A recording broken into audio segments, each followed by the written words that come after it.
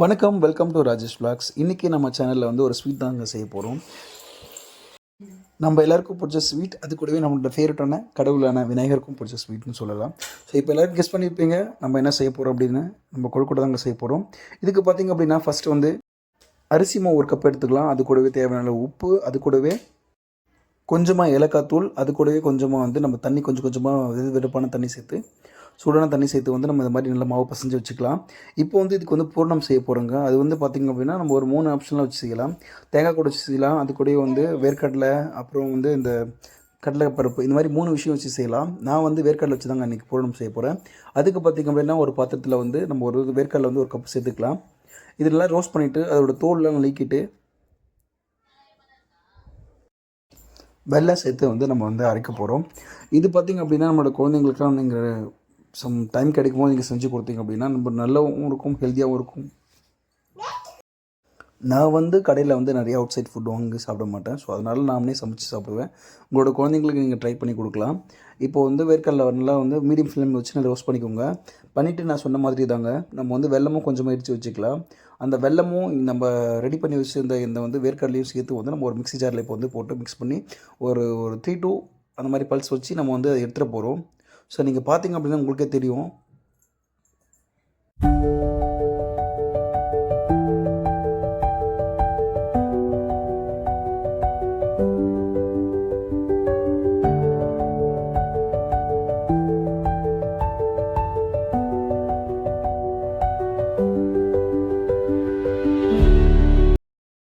இந்த டைமில் பார்த்திங்க அப்படின்னா ஆல்மோஸ்ட் வந்து வேர்க்கடலை வந்து வறுத்தாச்சுங்க.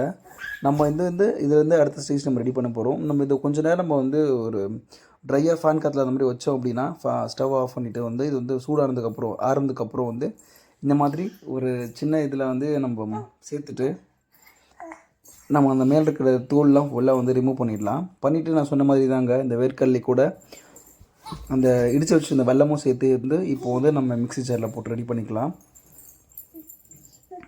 நான் ஆல்ரெடி சொன்ன மாதிரி தாங்க, நீங்கள் வந்து வேர்க்கடலை சேர்த்துக்கலாம், அப்படி இல்லைனா தேங்காய் சேர்த்துக்கலாம், அப்படி இல்லைனா கடலைப்பருப்பு சேர்த்துக்கலாம்.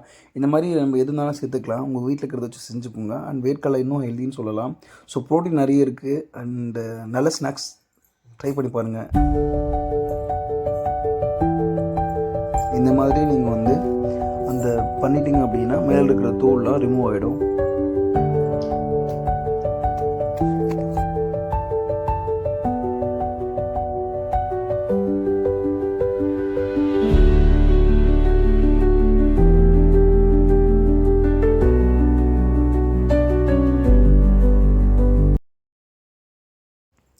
இப்போது மிக்ஸி ஜாரில் சேர்த்துட்டோம் இல்லையா. ஸோ இந்த மாதிரி ஒரு 2 பல்ஸ் மட்டும் விட்டு எடுத்துக்கலாம்.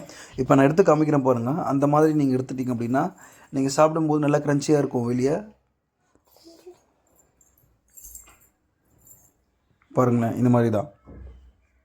இப்போ இதை வந்து நான் இன்னொரு பாத்திரத்தில் எடுத்துக்கலாம். நம்ம அப்போ தான் நம்ம வந்து அந்த கொழுக்கட்டை பிடிக்கிறதுக்கு வந்து ஈஸியாக இருக்கும் நம்ம எடுத்து அதில் வந்து வைக்கிறதுக்கு. ஸோ இந்த மாதிரி ஒரு சின்ன பவுலில் வந்து நீங்கள் வந்து ட்ரான்ஸ்ஃபர் பண்ணிக்கோங்க.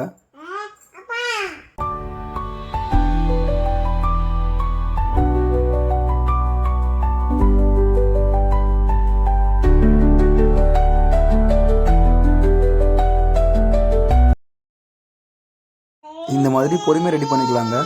நீங்கள் பண்ணிங்க அப்படின்னா நல்ல ஷேப் வந்து ஈவனாக கிடைக்கும். இந்த மாதிரி பொறுமையாக பண்ணிக்கோங்க.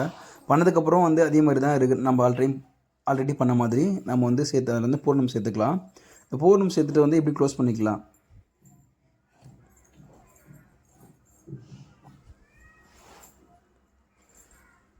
இந்த மாதிரி மீடியமான பூர்ணம் சேர்த்துட்டு இப்போ க்ளோஸ் பண்ணிக்கலாம். ஸோ ஒன் பை ஒன்னாக முடிச்சிட்டோம் இல்லையா.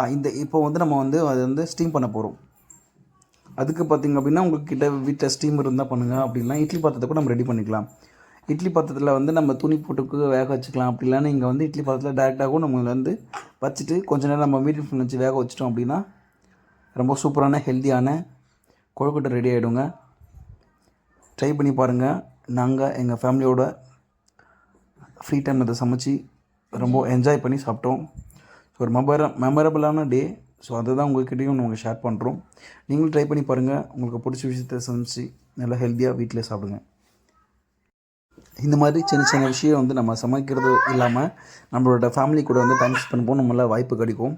ஸோ ஸ்டீம் பண்ணி வச்சாச்சு. இப்போ வந்து ஓப்பன் பண்ணி பார்த்துடலாம். இப்போ வந்து எல்லா கொழுக்கட்டையும் ரெடி ஆகிடுச்சு.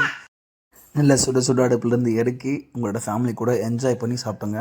நீங்களும் அதே மாதிரி ட்ரை பண்ணி பாருங்கள். டேஸ்ட் அட்டகாசமாக இருந்தது. அந்த வெளியே சாஃப்டாகவும் உள்ளே வந்து நல்லா க்ரன்ச்சியாகவும் இருந்தது.